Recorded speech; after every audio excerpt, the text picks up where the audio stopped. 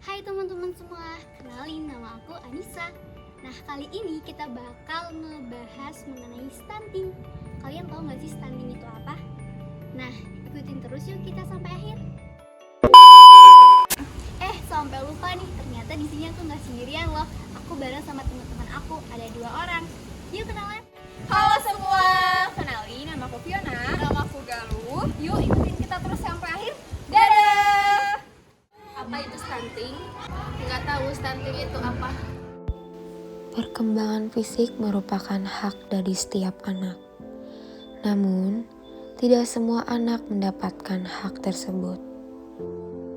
Stunting adalah permasalahan gizi kronis yang disebabkan oleh kurangnya asupan gizi dalam rentang yang cukup lama. Hal tersebut disebabkan karena kurang adanya asupan gizi yang dikonsumsi.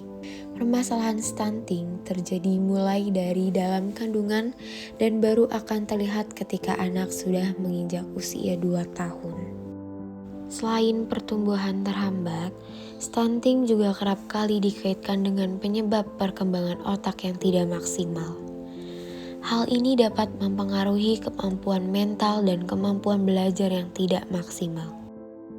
Selain itu, akibat yang dihasilkan anak akan mengalami prestasi belajar yang buruk dan menurun.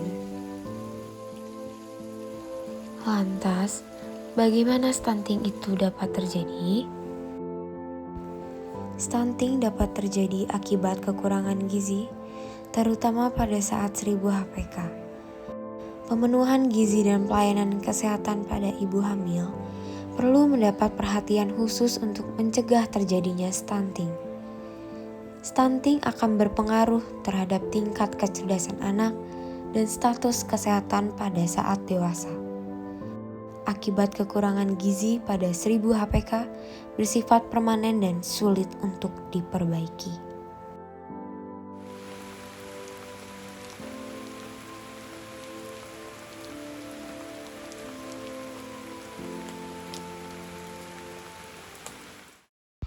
Selain itu, sanitasi yang buruk dapat menyebabkan bayi diare atau terkena infeksi lain, sehingga dapat membatasi asupan gizi yang dimakan. Pemerintah sendiri mempunyai target untuk menurunkan prevalensi hingga 14% pada tahun 2024. Tentu saja ini menjadi tantangan bagi kita semua untuk mencapainya. Maka dari itu perlu adanya langkah strategis yang dilakukan untuk menurunkan prevalensi angka stunting. Salah satunya meliputi intervensi spesifik dan intervensi sensitif.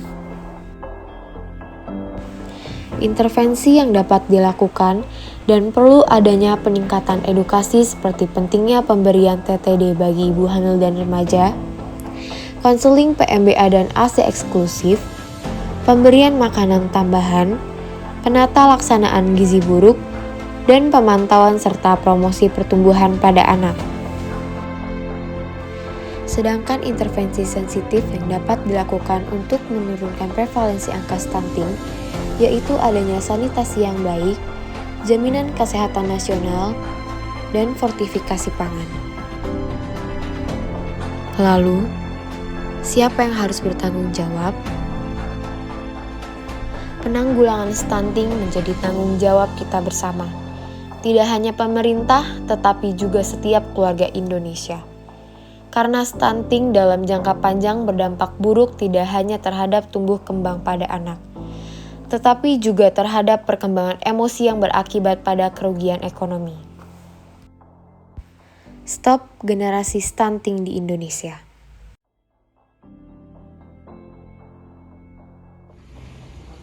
Nah, dengan memberikan nutrisi dan intervensi yang tepat, anak Indonesia akan menjadi generasi emas yang bebas stunting.